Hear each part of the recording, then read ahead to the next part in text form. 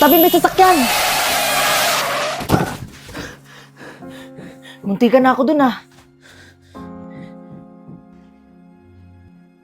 Teka, bakit magkamukha tayo? Sa pagkakaalam ko, wala naman akong kakambal ah. Hindi ko rin alam. Wala naman akong kakambal eh.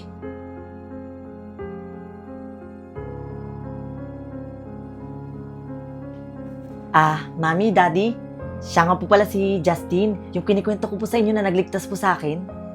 Hello po. Naku iyo, tama nga si Marvin. Magkamukha kayo. Maraming salamat sa pagligtas mo sa anak namin ha. Mula ngayon, ituturing mo na rin kaming mga magulang mo. Nako, maraming salamat po. O siya, tara na, kumain na kayo. Nagluto ako ng lechon paksiw.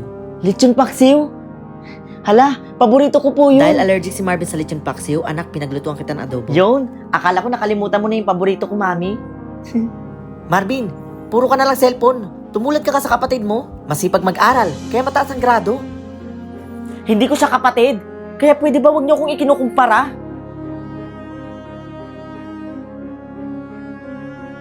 Abay, saan ka na naman galing, ha? Gabi na, oh. Hindi ka man lang tumulad kay... Ano na namang sasabihin niyo? Bakit hindi ako tumulad kay Justin?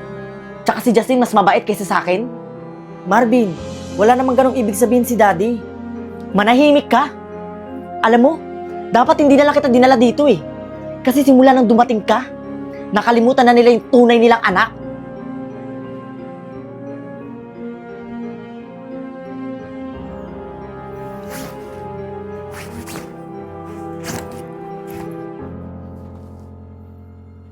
Oh, saan ka pupunta?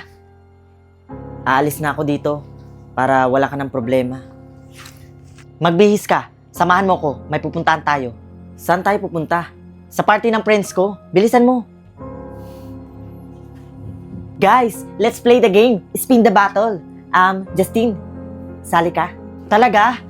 Sige, game. Yung plano ah.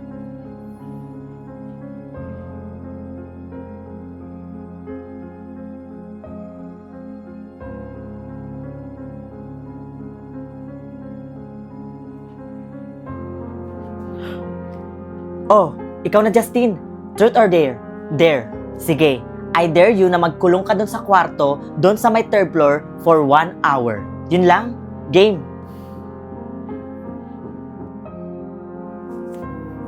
Nasaan na yung padlock? Akin na dali. O ito.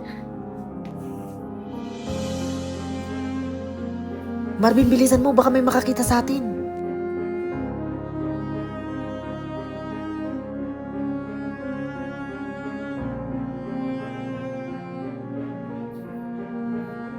Teka. Anong amoy yun? Parang may nasusunog. Umalis na tayo dito. Nasusunog yung bahay. Ha?